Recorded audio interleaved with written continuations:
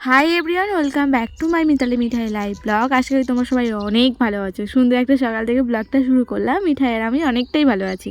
আমি না মিঠাইয়ের সঙ্গে সবসময় বন্ধু মানে কি বলবো, ও একটা বড় মানুষ, সেইভাবেই ওর সাথে মেলামেশা করি, যাতে আমার কথাগুলো ও ভালোভাবে বুঝতে পারে আর আমি ওর দিকটা ভালোভাবে বুঝতে পারি।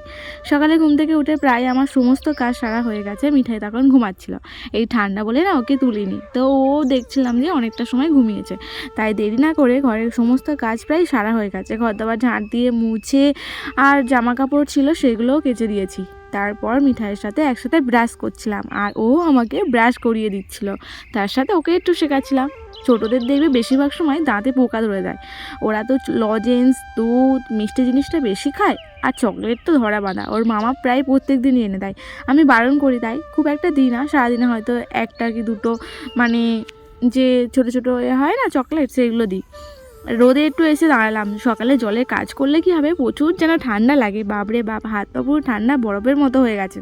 একটু রোদে এসে দাঁড়ালাম, ভালো লাগছিল, ব্রাশ করছি। আর মিঠাইকে নিয়েছে আমার মাসি। মাসি এসেছে সামনের বাড়ি একটা দাদুর মেয়ে, তার সাথে সৃজনও রয়েছে, দুজনে একসাথে খেলাধুলা করছে। আর ওই মাসিটাকে না মিঠাই খুব ভালোবাসে, তোমার ব্লগে দেখেছো নিশ্চয়। আর এই যে ব্রাশ করার পর কল থেকে জল নিয়ে এলাম 2 বালতি, এনে বাড়ির সামনে একটু মুখটা ধুয়ে নিলাম। আমাদের তো আর ড্রেসিং নেই যে আলাদা করে বাথরুম ঘরে গিয়ে মুখটা ধুতে হবে, যা হবে বাইরে। মাছ নিয়েছে দেখো, 2 কিলোর মতো কাতলা মাছ নিয়েছে। এতটা মাছ কেন নিল বুঝতে পারলাম না। প্রায় সময়ই দিদা মানে পাড়া থেকে মাছ নেয়, আবার দাদু খরিবের থেকে গিয়েও মাছ নিয়ে আসে। আজ পাড়া থেকেই 2 কিলোর মতো কাতলা মাছ নিয়েছে। কাতলা মাছ ভালো লাগে, অতটাও পছন্দ না। চাটাকে গরম করে নিলাম, সকালে চা বানিয়ে দিয়েছিলাম দাদু দিদার জন্য, দাদুরা খেয়েছে। আমি তো অনেকটা বেলা করেই বলতে গেলে সকালে চাটা খেলাম। আর ঘরে কাজগুলো প্রায় সারা হয়ে গেছে, এটাই একটি মানে রেহাই।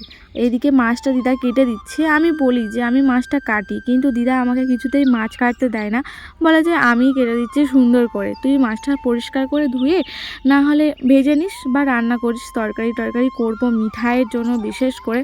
এই যে আজ আমাদের বেলায় রান্না হবে, ভাইও বাড়িতে রয়েছে, ভাই একটা বন্ধুকে নিয়ে এসেছে সাথে করে, তো আজ তার জন্য মানে বেলায় রান্না করব। মিঠাইয়ের জন্য সকালে একটু খিচুড়ি বানিয়ে দেবো ভাবলাম। আজ দুপুরের মেনু ওই যে পেঁয়াজ, টমেটো, গাজরটাকে একটু ভালোভাবে কেটে নিয়েছি, বটবটি কড়াই, আর নিয়েছি আলু, তার সঙ্গে 1 মুঠো চাল আর সমান পরিমাণে ডালও নিয়েছে। নিয়ে ওর প্রেশার কুকারে এই যে একটু সুন্দর করে সবজিগুলো সমস্তটা আগে ভেজে নেব, নেওয়ার পরে প্রেশার কুকারে দিলে 2 মিনিটের মধ্যে মিঠাইয়ের খিচুড়িটা ঝটপট রেডি হয়ে যাবে। আমি ওকে ভেবেছিলাম যে মাছের ঝোল ভাত বানিয়ে দেবো, এই 2-3 দিন পর হয়ে গেছে কি ওকে মাছ দিয়েছি, তাই ভাবলাম যে আজ একটু সব রকম সবজি যেহেতু পাওয়া যায় মানে রয়েছে আমাদের ঘরে, তাই সব রকম সবজি দিয়ে হালকা করে একটু খিচুড়ি বানিয়ে দেবো। খিচুড়িটাও ও বেশ পছন্দ করে, গরম খিচুড়ির মধ্যে যদি একটু আবার ঘি দিয়ে দিই তো ও দেখেছি বেশি ভালো আর কি পছন্দ করে, তাই ওর জন্য খিচুড়ি বানালাম। আমাদের বাড়ির সবার জন্য রান্নার জোগাড়টা করতে হবে, সবজি কাটতে হবে, আর মাছটা তো দিদা কেটেই দিয়েছে, অনেকটা মাছ ভাজতে ভাজতেই সময় লেগে যাবে।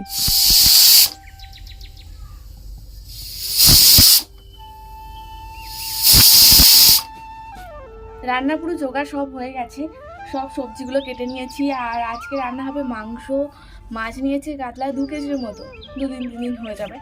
তো মাছের ঝাল বানাবো ভাবছি, আর সব রকম একটা সবজি কেটেছি, শিম, বাঁধাকপি, গাজর দিয়ে একটা মাখা মাছের মাথা দিয়ে তরকারি হবে, আর মাংস। তো মিঠাই ওর দিদার কাছে রয়েছে বলে আমি মানে ঝটপট করে রান্নার জোগাড়টা করে নিলাম। দিদা গেছে, আর 26শে জানুয়ারি বেলায় কাজ হচ্ছে, তাই বাড়ির দিকটা পুরোটা আমাকেই সামলাতে হচ্ছে। রান্না বান্নার জোগাড়টা আমি করছি। দাদু গেছে বাজারে, মাংসটা একটু বেলা করে আনছে, বাড়ি থেকে মাছটা নিয়ে নিয়েছিল বলে বাজারে গেছে একটু বেলায়। তো রান্নার জোগাড় প্রায় কমপ্লিট, জোড়া পাখায় বসাবো। চালগুলোকে এই চালের ভেতর না এরকম সাদা সাদা চাল থাকে, তো সেইগুলো বেছে বার করছি, নিয়ে ভাতটা বসিয়ে দেবো, আর এক সাইডে মাছটা ভাজবো। তো ঝপঝপ করে সমস্ত রান্নাটা করতে হবে। মিঠাই রান্না হয়ে গেছে, কাঠের জালে রান্না বসাবো, তার জন্য সবজিগুলো কেটে গুছিয়ে নিয়েছি। মশলা, জল, রান্না করার জন্য যাবতীয় যা লাগে সমস্তটা নিয়ে যাব আমাদের উনুন সালে রান্নাঘরে। এদিকে দাদু কয়েকদিন ধরে বাড়ি ছিল, এদিক ওদিক করে গাছপালা কাটা হয়েছিল অনেক, তো সেই জ্বালনগুলো কি করেছে ছোট ছোট করে সুন্দর করে কেটে রোদে দিয়েছে। দিদা সেগুলো উল্টে পাল্টে দিচ্ছে যাতে ভালোভাবে শুকনো হয়ে যায়। আমি রান্না করার জন্য জল মশলাপাতি ঝাল আগে আর কি হাতের সামনে জোগাড় করে রান্নাঘরে নিয়ে যাচ্ছি। জোড়া পাখায় রান্না হবে আর কাঠের জালে যেহেতু খুব তাড়াতাড়ি হয়ে যায় রান্না, আর হাতের সামনে যদি সমস্ত জিনিসটা গোছানো থাকে আরও বেশি তাড়াতাড়ি হয়ে যায়।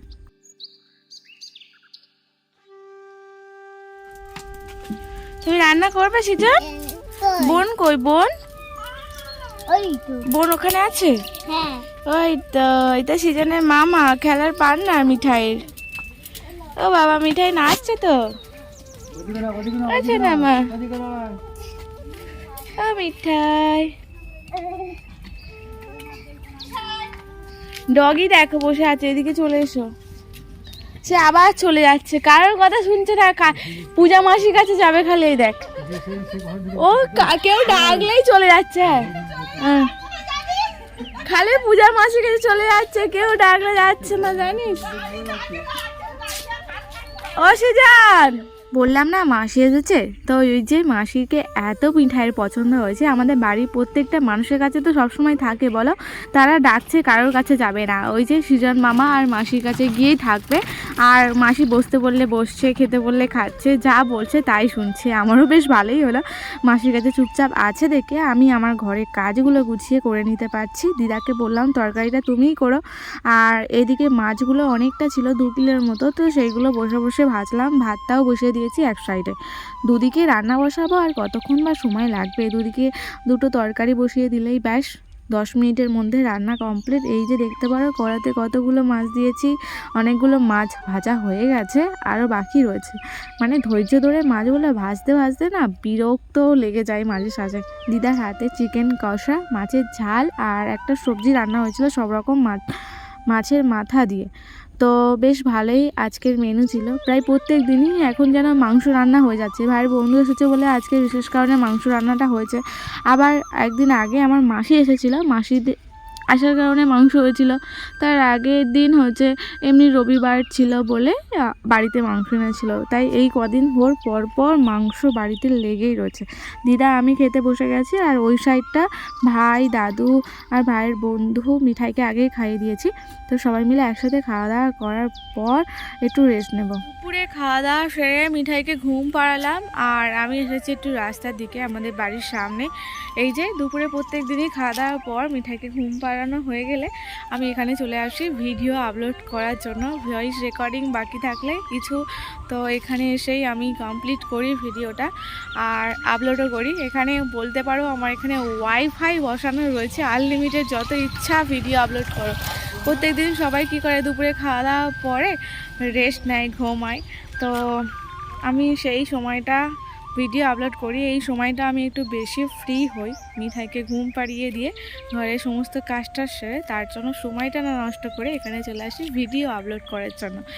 আর দুপুরে তো সবাই বেশিরভাগ মানে ঘুমায়, রেস্ট নেয়, তাই একদমই নিস্তব্ধ পরিবেশ থাকে, আমি আমার কাজটা গুছিয়ে করতে পারি। তার জন্য এখানে আজও এসেছি, ঠিক একই কাজই করব।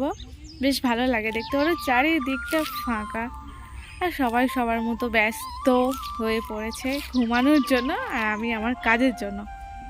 ভাইয়ের বন্ধু এসেছে বলেছিলাম, তো সন্ধ্যে থেকে প্যাকিং শুরু করে দিয়েছে। ওর বন্ধুর সাথে যাবে দীঘায় বেড়াতে, আর একই কোম্পানিতে একসাথে কাজ করে। বন্ধুটার বাড়ি হচ্ছে মেদিনীপুরের ওই সাইডে, দীঘা কিছুটা দূরে।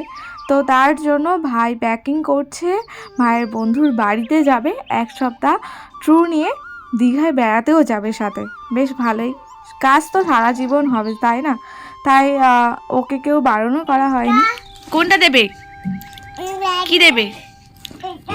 কি তুমি দুষ্টুমি প্রচুর করছো মিঠাই, মামারা খাচ্ছে তো। ওর গালে দে তো, ভাই চাইছে গেলে যদি না খেয়েছে দেখ মামা বকবি। মোজা চাইছে, মোজাটা পড়ে গেছে, চাইছে ছুঁড়ে ফেলবে। কি চাই? ওকে নিচে নামিয়ে দে, দেখি দে, তুলো। আচ্ছা আচ্ছা নিচে নাম, তুই নিচে নাম, তুই নিচে নাম, তুমি নিচে নাম। এ ধরে না তো। কোনটা?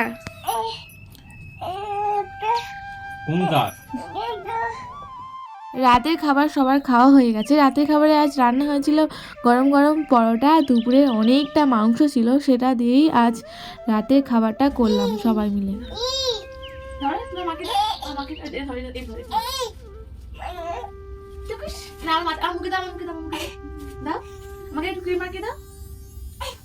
মুখে বোরোলিং দিলে ভালো। আমি মেখেছি, আমি মাখলাম, তুই মাখবে না? হ্যাঁ, এনে এই খাবারটা নেবে, খাবারটা খাবারটা এনো এনো এনো এনো এনো দেখো একটু ক্রিম মাখিয়ে দিই। এই আয়নায় দেখো, আয়নায় দেখো, এরকম আয়নায় দেখো। ইস, ঝামেলা লেগে গেল, যা মুখে দিতে হবে তো।